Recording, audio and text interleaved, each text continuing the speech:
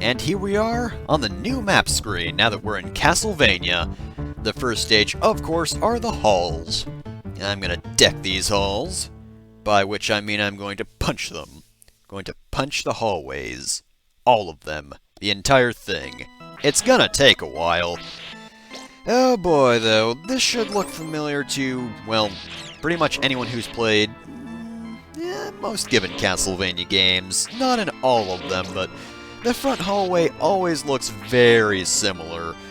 Because, well, for some reason I guess Castlevania just really likes it. It just keeps coming back like this.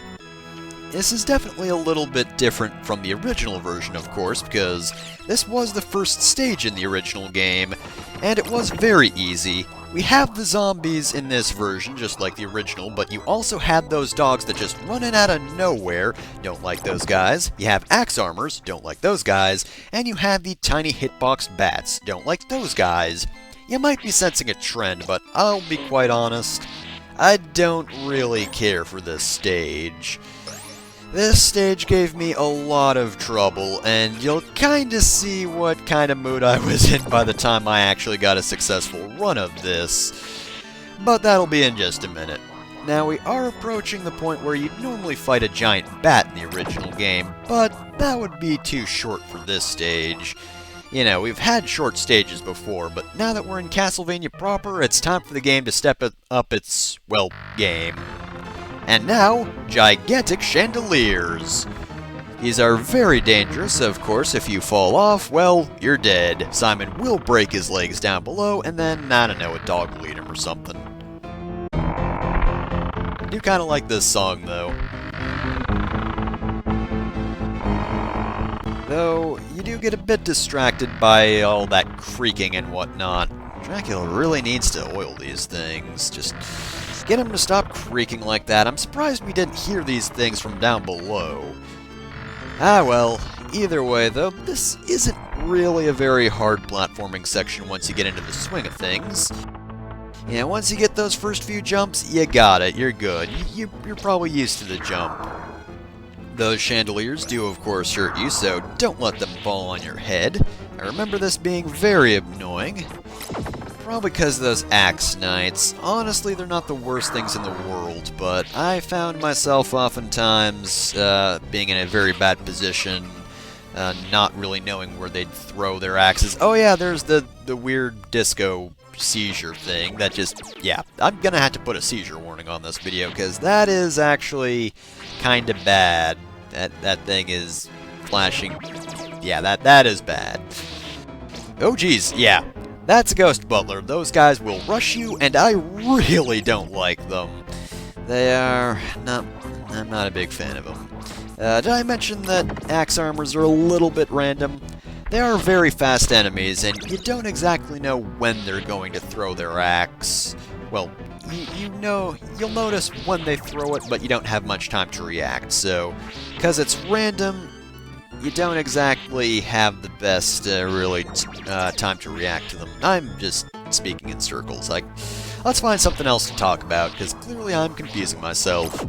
That guy's easy to kill from below, but I think he's gonna respawn. I hate those ghost butlers. Just rush at you. Hey, is there anything I can get you? Like pain? Yeah. Also, would you like some lemonade?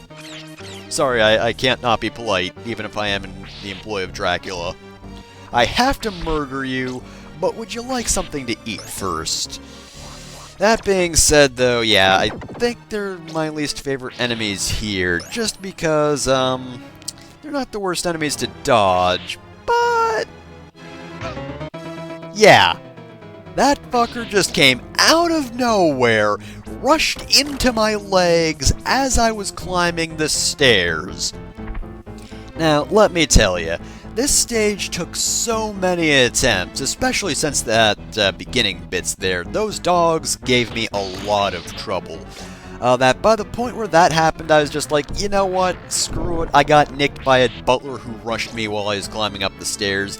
I don't care anymore. Look, I ate something. Now I'm at full health. It's like I never even got hit, so I guess that means I never did. That's how it works, right?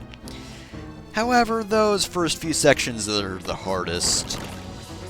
This, however, I don't remember being too bad. Those are blood bones. They get back after a moment, I guess because they're lubricated by blood. I would think that would just mean they'd stay down better, but then again, they don't explode in the same way normal skeletons do. Though again, you'd think that would make it worse. Oh, I'm covered in blood, therefore when you whip me a whole lot, I'm going to explode even further than my non-bloody counterparts do. They do seem to take fewer hits when they've already been killed, though. Now, this section's a little bit confusing, but what you're going to want to do is just jump over the hands, because those activate the little ghost knights. Otherwise, they're completely harmless and will just stand there, but I don't know, it's not really the best communication that's a thing that's going to happen. I mean, I guess because all the ghost knights are next to the hands, but it's not something you figure out when you first get into the room. You're like, okay, I'm going to avoid those hands, but what am I going to do about the ghost right there? But it turns out you don't have to do anything, it just worries you for nothing. And just to be safe, I'm going to kill that coffin circle. I mean, I probably could have avoided them, they kind of lag from time to time, but you know, just in case. Same reason I had to murder that table, just in case. It's very important, you never know when it's going to come alive and charge at you. That is a thing that might happen. You never can be too careful. A whole lot of ghost dancers. I wonder if that's hinting at something. Well, I killed everything on screen. And by everything, I mean there was nothing there. Except air, I guess. But I didn't kill the air. Because if I did, Simon wouldn't exactly be alive right now. Don't want to be in a vacuum. To be fair, though, that would be a pretty good trap. I bet Dracula could set up something like that. Just trick Simon into falling in some room that's actually a vacuum. Take away all the air, boom, he's dead. Ah well, no time to worry about that, because Dracula's clever trap is actually ghost dancers! And they're dead! And that's it! Good job there, Dracula. They cannot dance battle, so I am very ashamed. They danced, sure, but it wasn't dance battling, so I'm very disappointed.